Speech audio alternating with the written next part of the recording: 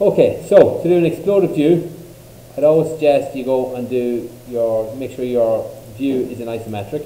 Just helps you see where everything's going. Then you can zoom out, give it a bit of space, and you can go on exploded view. So exploded view lives on the assembly toolbar, over here on the right hand side, and exploded view. Little arrow below that is just also exploded view. So it doesn't matter which one you click, just click on exploded view. So the first thing you have to do is, if you look over here at the explode view manager over here on the left hand side, we can see there's a number of different steps. So we've got regular steps or radial steps.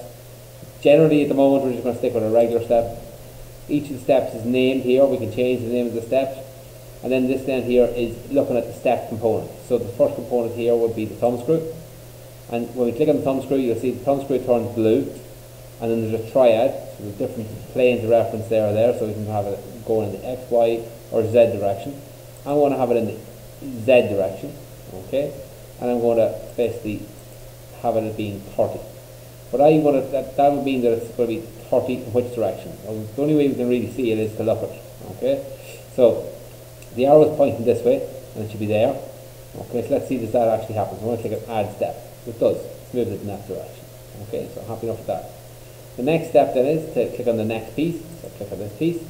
Which direction I want to move it in? I want to move it in the X direction. I'm going to move it in the X direction by about 100. Add that step.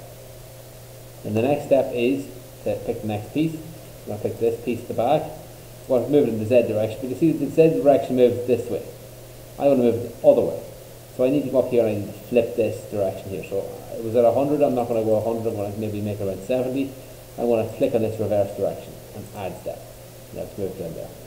Next step is click the inside piece. Click on the Z direction. Again, it's going to go back, but if I move it back 70, it's going to just send it 70 over here, which is beside that. So I want to have it a little bit between here and here. So 35 might be an option there. So that'll be halfway between them 2 points.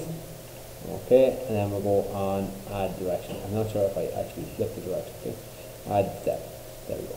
Okay, and then we click on the green tick, and that's the explode done. So there's my exploded view. Now I can go up here and I can right click on the name of the part in the feature manager tree, so assembly of level square, right click on it, and I can click on collapse. So that collapses it back into me. Or I can right click on it and say explode. And that explodes that thing. So generally when you're creating an exploded view, you keep it in its collapsed state. Okay, because that means if you create a drawing and it's exploded, it'll bring it in as an exploded view. Right? So I can also right click on the name of the part and I can go down to animate explode, and we can actually animate what it looks like, which is very impressive if you've got a large number of parts. Okay, we can create a loop on that so that it's constantly doing it if you wanted to create some sort of a video. Okay, or we can go at half speed to show it coming out slower. We can go twice as fast. There's a load of different animation controls there. Okay, but we generally keep everything collapsed. If we wanted to change something about that, let's say I wanted to edit a step. I want to say I was a wee bit wrong, or I wanted to do it a different direction, or I wanted to do a different size. I can go up here to Configuration Manager, and I can come down to the little arrow beside Default Configuration and open that up, and the exploded view lives in there. If I click on the wee arrow below exploded view, you can see all the 4 steps there.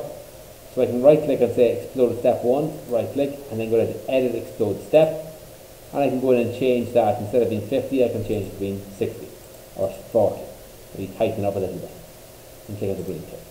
That's how you go about changing the default settings, or changing the settings to change yourself. And again, what I said, always keep it in this collapse state. Is that okay?